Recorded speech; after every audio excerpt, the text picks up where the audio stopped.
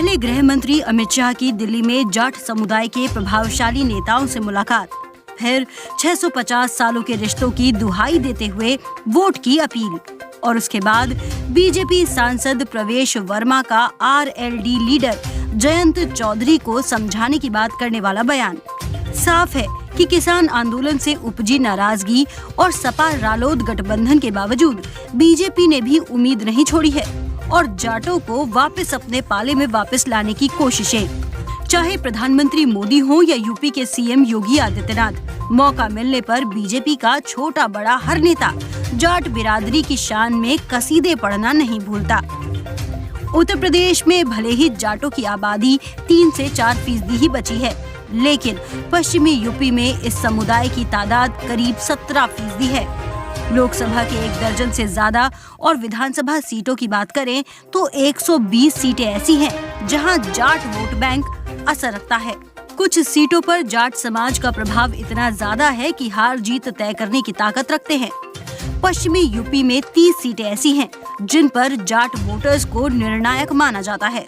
सहारनपुर, कैराना, मुजफ्फरनगर, गौतम बुद्ध नगर, मेरठ, बागपत, बिजनौर, कैराना, गाजियाबाद, मुरादाबाद, संभल, अमरोहा, बुलंदशहर, हाथरस, अलीगढ़ और फिरोजाबाद जिलों को जाट बहुल माना जाता है।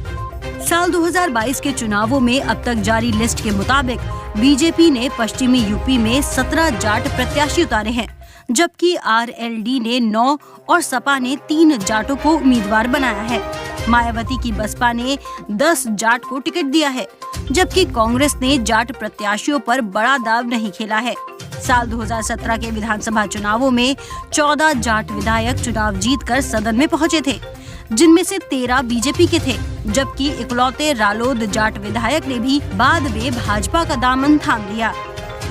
बीजेपी थिंक टैंक का मानना है कि बहुजन समाज पार्टी की लड़ाई में बस कुछ सीटों पर है, इसीलिए केवल समाजवादी पार्टी ही बीजेपी को टक्कर दे सकती है। लेकिन पश्चिमी यूपी में समाजवादी पार्टी कुछ मुस्लिम बहुल इलाकों को छोड़कर ज्यादा मजबूत नहीं है, इसीलिए सपा ने रालोद के साथ गठबंधन किया है। अब बीजेपी भी इसकी काट में जाट नेताओं तक अपनी पहुंच बना रही है। भारतीय किसान यूनियन कह चुका है कि वो ना ही बीजेपी के खिलाफ है और ना ही समर्थन में। उत्तर प्रदेश में 7 चरणों में मतदान होना है। पहले चरण में 10 फरवरी को 11 जिलों की 58 सीटों पर मतदान होगा। इसमें शामली, मुजफ्फरनगर, बागपत, मेरठ, गाजियाबाद, गौतम बुद्ध नगर, हापुड़, बुलंदशहर जिले प्रमुख हैं। दूसरे चरण में 14 फरवरी को 9 जिलों की 55 विधानसभा सीटों पर मतदान होगा। इसमें सहारनपुर, बिजनौर, मुरादाबाद, संभल, रामपुर, बरेली, अमरोहा, पीलीभीत प्रमुख जिले हैं। पहले दोनों चरणों में पश्चिमी उत्तर प्रदेश के अधिकांश इलाकों में मतदान होगा। पिछले चुनावों में भाजपा ने इस इलाके में अच्छा प्रदर्शन किया था, लेकिन इस बार किसान आंदोलन की वजह से क्षेत्र के किसानों और जाट समुदायों में भाजपा के खिलाफ नाराजगी देखने को मिली। अब देखना ये होगा कि जाट नेताओं से अमित शाह की मुलाकात इस नाराजगी को कितना दूर कर पाती है। बता दें कि चुनाव के नतीजे 10 मार्च को मालूम होंगे।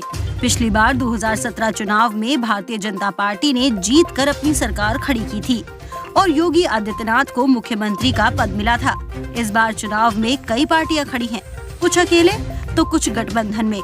मौजूदा सरकारी पार्टी बीजेपी के नेशनल डेमोक्रेटिक अलायंस में कुल 4 पार्टियां हैं। वहीं समाजवादी पार्टी के गठबंधन में 15 से भी अधिक पार्टियां जुड़ी हैं। बता दें कि समाजवादी पार्टी में शरद पवार की नेशनलिस्ट कांग्रेस पार्टी, चौधरी का राष्ट्रीय लोकदल, शिवपाल सिंह यादव की प्रगतिशील समाजवादी पार्टी लोहिया, तेजस्वी यादव का राष्ट्रीय जनता दल जैसी पार्टियां शामिल हैं। वहीं मायावती की बहुजन समाज पार्टी ने चुनाव में अकेले लड़ने की घोषणा कर दी। यूनाइटेड प्रोग्रेसिव अलायंस में से इस बार सिर्फ कांग्रेस पार्टी चुनाव लड़ेगी। वहीं लेफ्ट फ्रंट के गठबंधन में 5 पार्टियां शामिल हैं। बता दें कि लेफ्ट फ्रंट में शामिल पार्टियां एक सामान्य कम्युनिस्ट विचारधारा